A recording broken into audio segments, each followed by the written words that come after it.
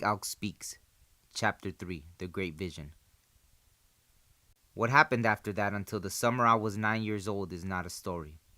There were winters and summers, and they were good, for the Sioux had made their iron road along the Plate and traveled there. This had cut the bison herd in two, but those that stayed in our country with us were more than could be counted, and we wandered without trouble in our land. Now and then the voices would come back when I was out alone, like someone calling me, but what they wanted me to do I did not know. This did not happen very often, and when it did not happen I forgot about it, for I was growing taller and was riding horses now and could shoot prairie chickens and rabbits with my bow. The boys of my people began very young to learn the ways of men, and no one taught us. We just learned by doing what we saw, and we were warriors at a time when boys now are like girls. It was the summer when I was 9 years old, and our people were moving slowly towards the Rocky Mountains. We camped one evening in a valley beside a little creek just before it ran into the greasy grass, and there was a man by the name of Manhip who liked me and asked me to eat with him in his teepee. While I was eating, a voice came and said, "It is time. Now they are calling you." The voice was so loud and clear that I believed it, and I thought I would just go where it wanted me to go. So I got right up and started. As I came out of the teepee, both my thighs began to hurt me, and suddenly it was like waking from a dream, and there wasn't any voice. So I went back into the teepee, but I didn't want to eat. Manhip looked at me in a strange way and asked me what was wrong. I told him that my legs were hurting me. The next morning the camp moved again, and I was riding with some boys. We stopped to get a drink from a creek, and when I got off my horse, my legs crumpled under me and I could not walk. So the boys helped me up and put me on my horse, and when we camped again that evening, I was sick. The next day the camp moved on to where the different bands of our people were coming together, and I rode in a pony drag, for I was very sick. Both my legs and both my arms were swollen badly, and my face was all puffed up. When we had camped again, I was lying in our teepee and my mother and father were sitting beside me. I could see out through the opening, and there 2 men were coming from the clouds, head first like arrows slanting down, and I knew they were the same that I had seen before. Each now carried a long spear, and from the points of these a jagged lightning flashed. They came clear down to the ground this time and stood a little way off and looked at me and said, "Hurry, come, your grandfathers are calling you." Then they turned and left the ground like arrows slanting upward from the bow. When I got up to follow, my legs did not hurt me anymore, and I was very light. I went outside the teepee, and yonder, where the men with flaming spears were going, a little cloud was coming very fast. It came and stooped and took me and turned back to where it came from, flying fast. And when I looked down, I could see my mother and my father yonder, and I felt sorry to be leaving them. Then there was nothing but the air and the swiftness of the little cloud that bore me and those 2 men, still leading up to where white clouds were piled like mountains on a wide blue plain, and in them thunder beings lived and leaped and flashed. Now suddenly there was nothing but a world of cloud, and we 3 were there alone in the middle of a great white plain, with snowy hills and mountains staring at us, and it was very still, but there were whispers. Then the 2 men spoke together, and they said, "Behold him, the being with 4 legs." I looked and saw a bay horse standing there, and he began to speak. "Behold me," he said. "My life history you shall see." Then he wheeled about to where the sun goes down and said, "Behold them, their history you shall know." I looked, and there were 12 black horses yonder, all abreast, with necklaces of bison hoofs, and they were beautiful. But I was frightened, because their manes were lightning and there was thunder in their nostrils. Then the bay horse wheeled to where the great white giant lives, the north, and said, "Behold," and yonder there were 12 white horses all abreast. Their manes were flowing like a blizzard wind, and from their noses came a roaring, and all about them white geese soared and circled. Then the bay wheeled round to where the sun shines continually, the east, and bade me look. And there 12 sorrel horses with necklaces of elk's teeth stood abreast, with eyes that glimmered like the daybreak star and manes of morning light. Then the bay wheeled once again to look upon the place where you are always facing, the south, and yonder stood 12 buckskins, all abreast with horns upon their heads and manes, that lived and grew like trees and grasses. And when I had seen all these, the bay horse said, Your grandfathers are having a council. These shall take you, so have courage. Then all the horses went into formation, 4 abreast, the blacks, the whites, the sorrels, and the buckskins, and stood behind the bay, who turned now to the west and neighed. And yonder suddenly the sky was terrible with a storm of plunging horses in all colors that shook the world with thunder, neighing back. Now turning to the north, the bay horse whinnied, and yonder all the sky roared with the mighty wind of running horses in all colors, neighing back. And when he whinnied to the east, there too the sky was filled with glowing clouds of manes and tails of horses in all colors singing back. Then to the south he called, and it was crowded with many colored, happy horses nickering. Then the bay horse spoke to me again and said, See how your horses all come dancing? I looked, and there were horses everywhere. A whole sky full of horses dancing around me. Make haste, the bay horse said, and we walked together side by side, while the blacks, the whites, the sorrels, and the buckskins followed, marching 4 by 4. I looked about me once again, and suddenly the dancing horses without number changed into animals of every kind, and into all the fowls that are, and these fled back to the 4 quarters of the world from whence the horses came, and vanished. Then as we walked, there was a heaped up cloud ahead that changed into a teepee, and a rainbow was the open door of it. And through the door I saw 6 old men sitting in a row. The 2 men with the spears now stood beside me, 1 on either hand, and the horses took their places in their quarters, looking inward 4 by 4. And the oldest of the grandfathers spoke with a kind voice and said, Come right in, and do not fear. And as he spoke, all the horses of the 4 quarters neighed to cheer me. So I went in and stood before the 6, and they looked older than men can ever be, old like hills, like stars. The oldest spoke again, Your grandfathers all over the world are having a council, and they have called you here to teach you. His voice was very kind, but I shook all over with fear now, for I knew that these were not old men, but the powers of the world. And the first was the power of the west, the second of the north, the third of the east, the fourth of the south, the fifth of the sky, the 6th of the earth. I knew this and was afraid, until the first grandfather spoke again. Behold them yonder, where the sun goes down, the thunder beings. You shall see and have from them my power, and they shall take you to the high and lonely center of the earth, that you may see. Even to the place where the sun continually shines, they shall take you there to understand. And as he spoke of understanding, I looked up and saw the rainbow leap with flames of many colors over me. Now there was a wooden cup in his hand, and it was full of water, and in the water was the sky.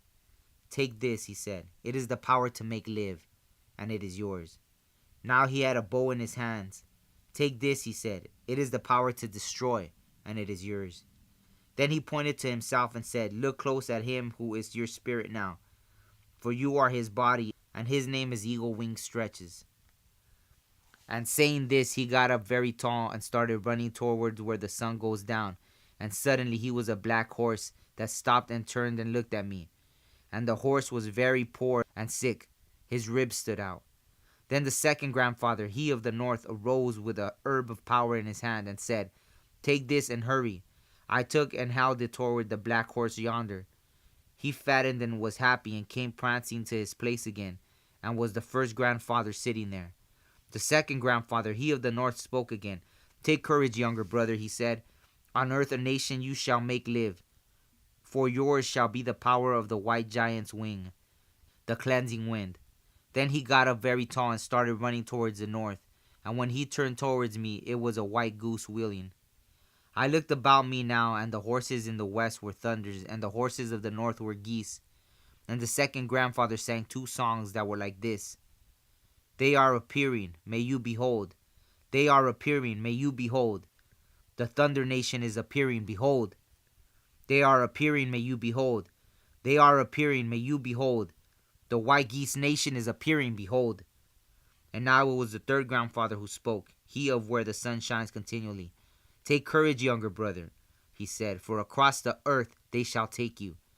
Then he pointed to where the daybreak star was shining, and beneath the star 2 men were flying. From them you shall have power, he said. From them who have awakened all the beings of the earth with roots and legs and wings. And as he said this, he held in his hand a peace pipe which had a spotted eagle outstretched upon the stem.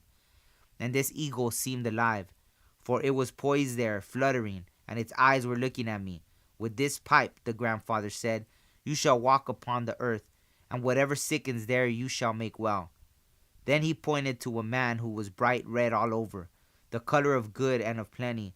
And as he pointed, the red man laid down and rolled and changed into a bison that got up and galloped towards the sorrel horses of the east, and they too turned to bison, fat and many. And now the 4th grandfather spoke, he of the place where you are always facing, the south, whence comes the power to grow. Younger brother, he said, with the powers of the 4 quarters you shall walk, a relative. Behold, the living center of a nation I shall give you, and with it many you shall save. And I saw that he was holding in his hand a bright red stick that was alive. And as I looked, it sprouted at the top and sent forth branches. And on the branches many leaves came out and murmured, and in the leaves the birds began to sing. And then for just a little while I thought I saw beneath it, in the shade, the circled villages of people, and every living thing with roots or legs or wings, and all were happy.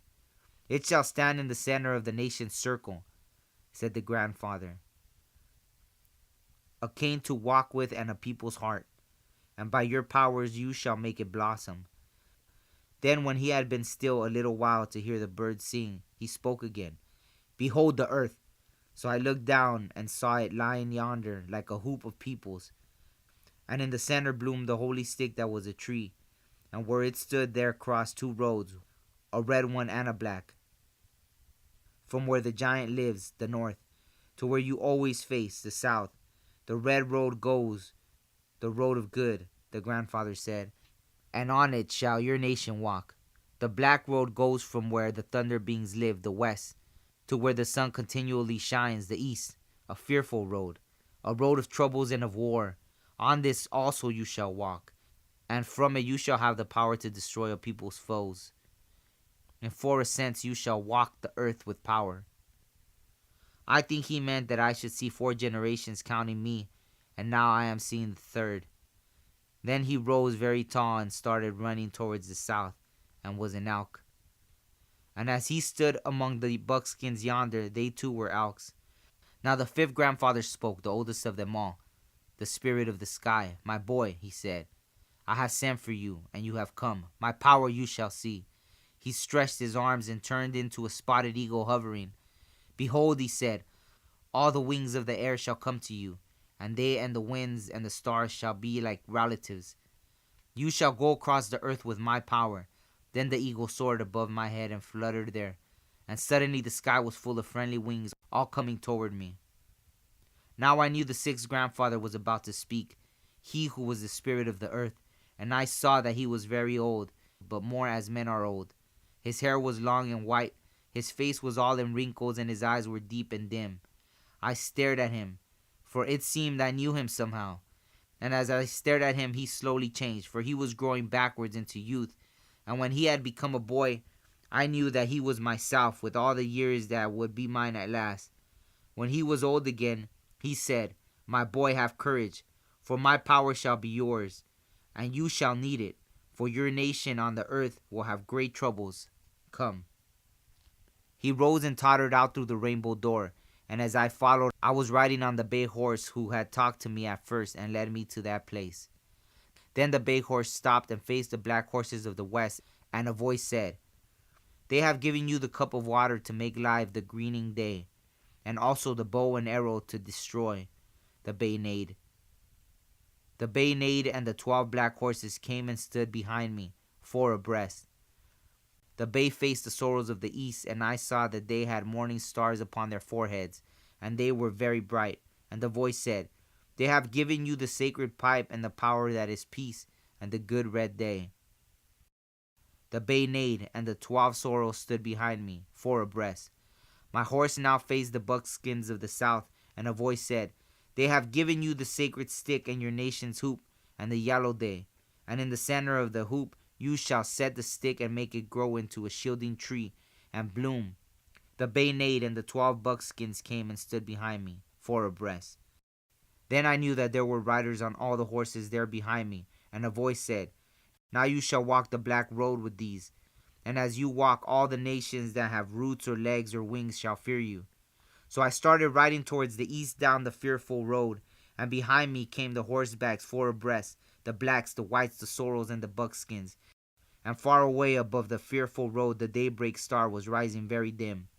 I looked below me where the earth was silent in a sick green light, and saw the hills look up afraid, and the grasses on the hills, and all the animals, and everywhere about me were the cries of frightened birds and sounds of fleeing wings. I was the chief of all the heavens riding there, and when I looked behind me, all the 12 black horses reared and plunged and thundered, and their manes and tails were whirling hail, and their nostrils snorted lightning. And when I looked below again, I saw the slant hail falling, and the long, sharp rain, and where we passed the trees bowed low, and the hills were dim. Now the earth was bright again as we rode. I could see the hills and valleys and the creeks and rivers passing under. We came above a place where 3 streams made a big one, a source of mighty waters, and something terrible was there. Flames were rising from the waters, and in the flames a blue man lived. The dust was floating all about him in the air. The grass was short and withered. The trees were wilting. 2-legged and 4-legged beings lay there, thin and panting, and wings too weak to fly. Then the black horse riders shouted, Heyoka hey, and charged down upon the blue man, but were driven back. And the white troop shouted, charging, and was beaten. Then the red troop and the yellow. And when each had failed, they all cried together, Eagle wing stretches, hurry! And all the world was filled with voices of all kinds that cheered me, so I charged. I had the cup of water in one hand, and in the other was the bow that turned into a spear as the bay and I swooped down, and the spear's head was sharp lightning. It stabbed the blue man's heart, and as it struck I could hear the thunder rolling and many voices that cried, Unhi! Meaning I had killed. The flames died, the trees and grasses were not withered any more, and murmured happily together, and every living being cried in gladness with whatever voice it had.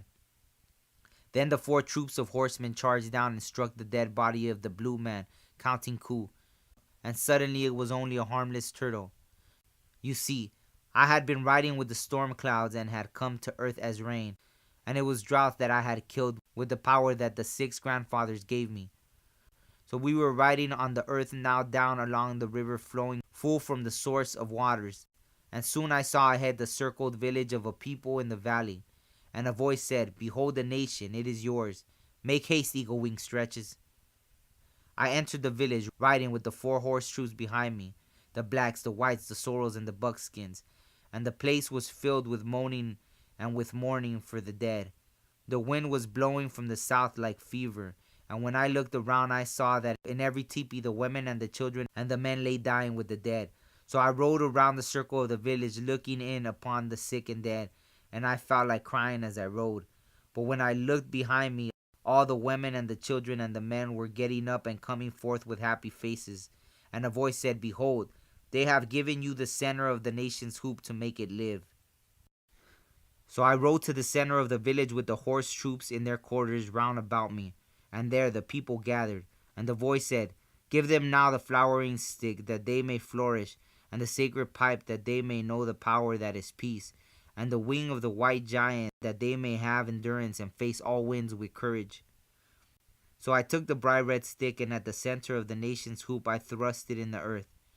As it touched the earth, it leaped mightily in my hand, and was a wakļáŋ, the rustling tree, very tall and full of leafy branches and of all birds singing.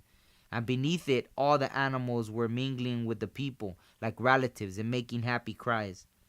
The women raised their tremolo of joy, and the men shouted all together, Here we shall raise our children and be as little chickens under the mother Sioux' wing.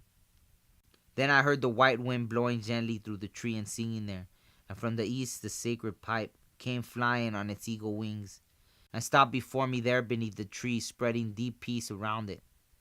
Then the daybreak star was rising, and a voice said, It shall be a relative to them, and who shall see it shall see much more, for thence comes wisdom. And those who do not see it, it shall be dark. And all the people raised their faces to the east, and the star's light fell upon them. and all the dogs barked loudly, and the horses whinnied. Then when the many little voices ceased, the great voice said, Behold, the circle of the nations hoop, for it is holy, being endless, and thus all powers shall be one power, and the people without end. Now they shall break camp and go forth upon the red road, and your grandfathers shall walk with them. So the people broke camp and took the good road with the white wing on their faces. And the order of their going was like this. First the black horse riders with the cup of water, and the white horse riders with the white wing and the sacred herb, and the sorrel riders with the holy pipe, and the buckskins with the flowering stick. And after these the little children and the youths and maidens followed in a band. Second came the tribe's 4 chieftains, and their band was all young men and women. Third, the nation's 4 advisors, leading men and women, neither young nor old. Fourth, the old men hobbling with their canes and looking to the earth. Fifth, old women hobbling with their canes and looking to the earth. Sixth, myself all alone upon the bay with the bow and arrows that the first grandfather gave me. But I was not the last, for when I looked behind me there were ghosts of people like a trailing fog as far as I could see, grandfathers and grandfathers, and grandmothers and grandmothers without number. And over these a great voice, the voice that was the South, lived, and I could feel it silent. And as we went, the voice behind me said, Behold, a good nation walking in a sacred manner, in a good land. Then I looked up and saw that there were 4 ascents ahead, and these were generations I should know. Now we were on the first ascent, and all the land was green. And as the long line climbed, all the old men and women raised their hands, palms forward, to the far sky yonder, and began to croon a song together. And the sky ahead was filled with clouds of baby faces. When we came to the end of the first ascent, we camped in the sacred circle as before, and in the center stood the holy tree, and still the land about us was all green. Then we started on the second ascent, marching as before, and still the land was green, but it was getting steeper. And as I looked ahead, the people changed into elks and bison, and all 4-footed beings, and even into fowls, and all walking in a sacred manner on the good red road together. And I myself was a spotted eagle soaring over them. But just before we stopped to camp at the end of that ascent, all the marching animals grew restless and afraid that they were not what they had been, and began sending forth voices of trouble, calling to their chiefs. And when they camped at the end of the ascent, I looked down and saw that leaves were falling from the holy tree. And the voice said, Behold your nation, and remember what your 6 grandfathers gave you. For thenceforth your people walk in difficulties. Then the people broke camp again and saw the black road before them towards where the sun goes down, and black clouds coming yonder. And they did not want to go, but could not stay. And as they walked the third ascent, all the animals and fowls that were the people ran here and there, for each one seemed to have his own little vision that he followed and his own rules. And all over the universe I could hear the winds at war like wild beasts fighting.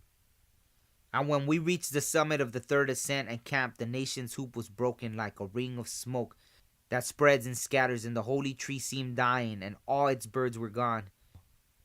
And when I looked ahead, I saw that the fourth ascent would be terrible. Then when the people were getting ready to begin the fourth ascent, the voice spoke like someone weeping, and it said, Look there upon your nation. And when I looked down, the people were all changed back to human, and they were thin, their faces sharp, and they were starving. Their ponies were only hide and bones, and the holy tree was gone. And as I looked and wept, I saw that there stood on the north side of the starving camp a sacred man who was painted red all over his body. And he held a spear as he walked into the center of the people, and there he lay down and rolled. And when he got up, it was a fat bison standing there. And where the bison stood, a sacred herb sprang up, right where the tree had been in the center of the nation's hoop. The herb grew and bore 4 blossoms on a single stem while I was looking, a blue, a white, a scarlet, and a yellow, and the bright rays of these flashed to the heavens. I know now what this meant, that the bison were the gift of a good spirit and were our strength. But we should lose them, and from the same good spirit we must find another strength.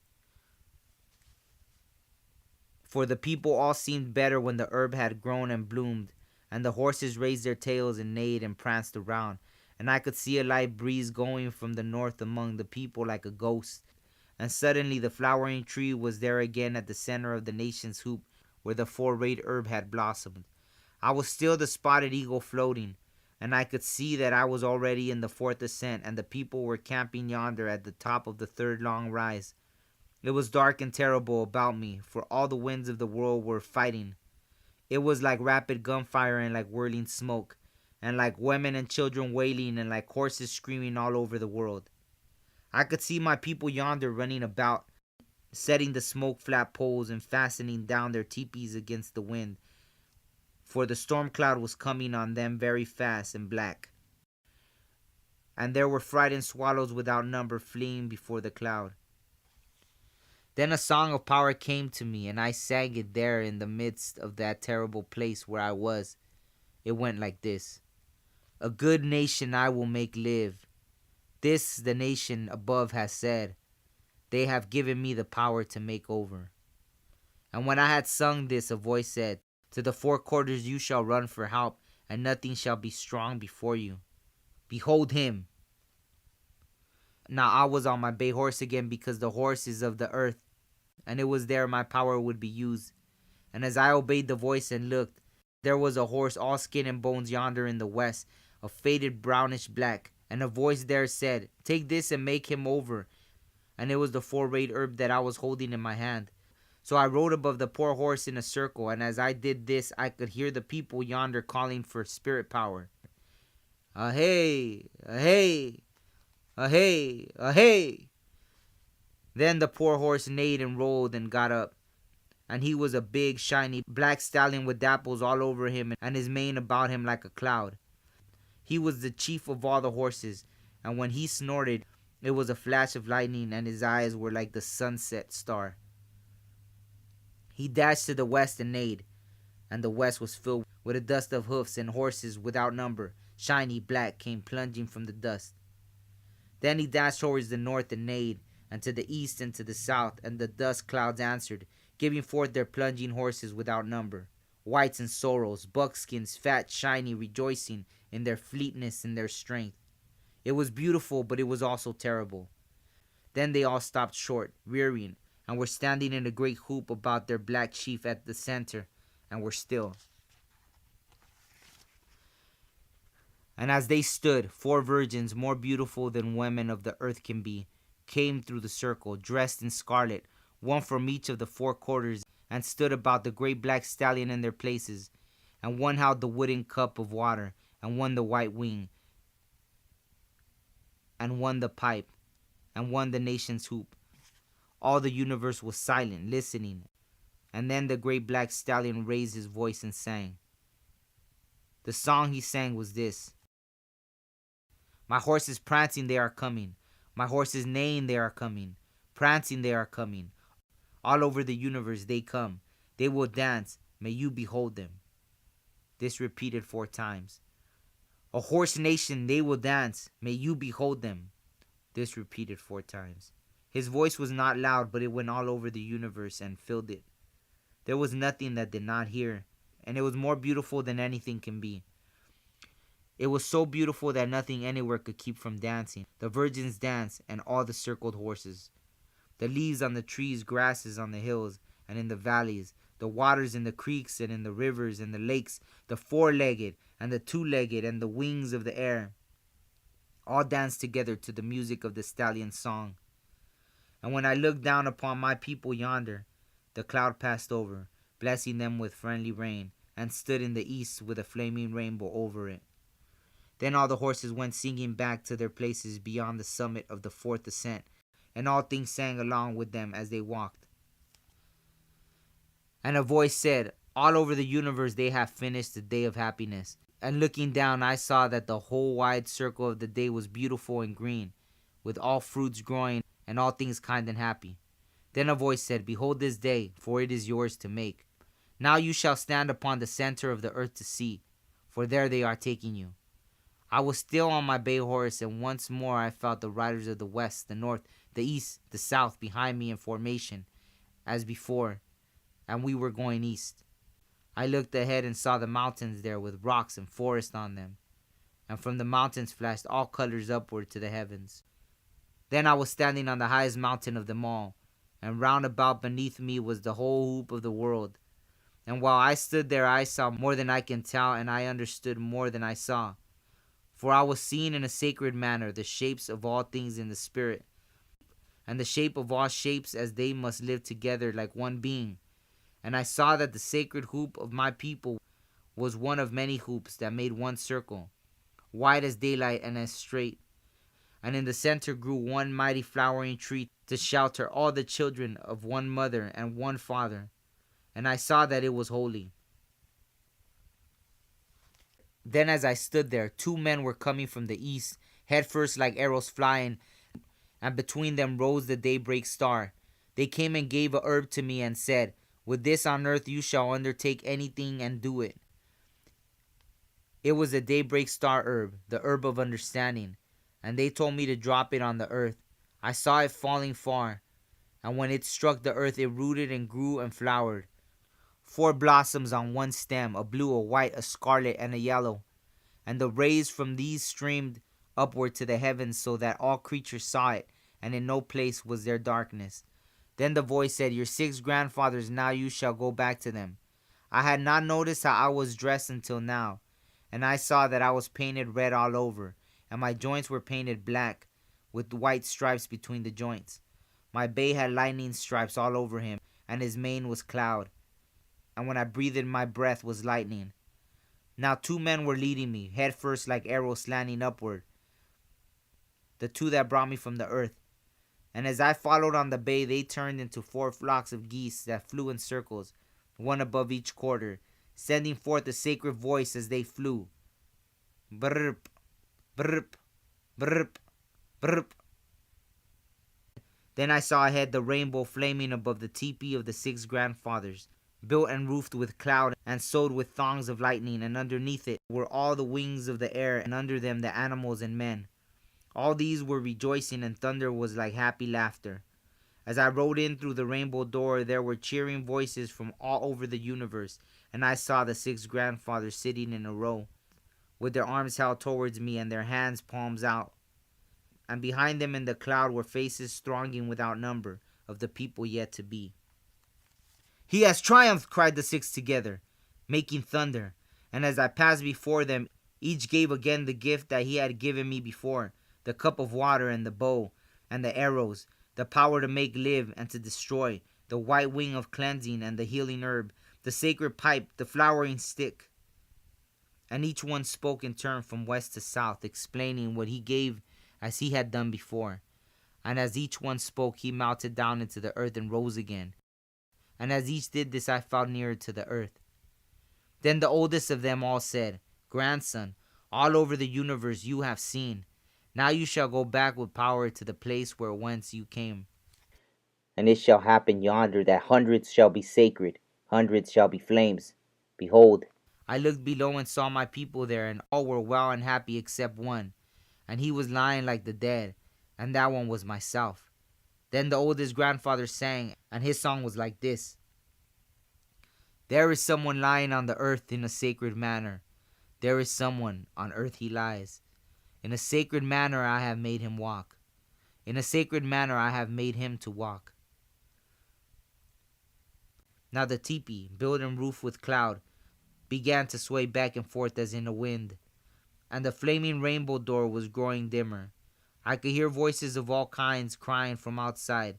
"Eagle wing stretches is coming forth. Behold him!" When I went through the door, the face of the day of earth was appearing with the daybreak star upon his forehead, and the sun leaped up and looked upon me, and I was going forth alone. And as I walked alone, I heard the sun singing as it arose, and it sang like this: "With visible face I am appearing, in a sacred manner I appear. For the greening earth a pleasantness I make. The center of the nation's hoop I have made pleasant. With visible face, behold me. The 4-leggeds and 2-leggeds I have made them to walk. The wings of the air I have made them to fly. With visible face I appear. My day I have made it holy." When the singing stopped, I was feeling lost and very lonely. Then a voice above me said, "Look back." It was a spotted eagle that was hovering over me and spoke. I looked, and where the flaming rainbow teepee built and roofed with cloud had been, I saw only the tall rock mountain at the center of the world. I was all alone on a broad plain now, with my feet upon the earth, alone but for the spotted eagle guarding me. I could see my people's village far ahead, and I walked very fast, for I was homesick now. Then I saw my own teepee, and inside I saw my mother and my father bending over a sick boy that was myself. And as I entered the teepee, someone was saying, "The boy is coming too. You had better give him some water." Then I was sitting up, and I was sad because my mother and my father didn't seem to know I had been so far away.